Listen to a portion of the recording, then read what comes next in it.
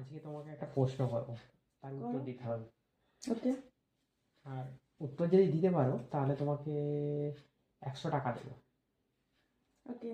আর যদি না দিতে পারো তাহলে কি আমাকে 100 টাকা দেবে? 100 টাকা দেবে তো? ওকে, দেবো 100 টাকা। Wait, আগে তো প্রশ্নটা করো, উত্তর দিতে পারি নাকি সেটা তো দেখো। ঠিক আছে।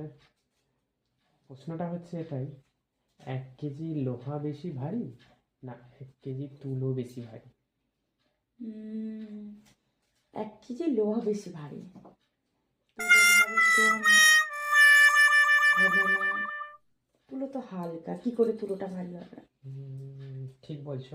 আমি কোন উত্তরটা নেবো বলো, উত্তরটা কি নেবো? তাহলে বলো। হ্যাঁ, উত্তরটা নাও। লোহাই ভারী হবে, তুলো কখনোই ভারী হবে না।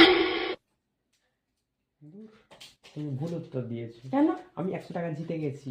কেন? কারণ বলো দুটোর আমাকে কি ওয়েটই করে। তো 1 কেজি। আমি বলেছি 1 কেজি লোহা বেশি ভারী না 1 কেজি তুলো বেশি ভারী, তাহলে কি হলো? দুটোর ওয়েটই এক। ও, তুমি ঠিক কথা বলেছো, আমি ভুল তাহলে বুঝেছি। আমি 100 টাকা জিতে গেছি যেহেতু তোমার 1 কেজি করে পরিমাণটা দেয়া আছে, হুম লোহা হচ্ছে 1 কেজি কম হবে, আর তুলো 1 কেজি পরিমাণটা অনেক হবে, কিন্তু ওয়েট দুটো এক দুটোই কেজি 1 কেজি করে হবে। আছে। তুমি ঠিক বলেছো, আমি ভুল। তাহলে আমি জিতে গেছি। ওকে।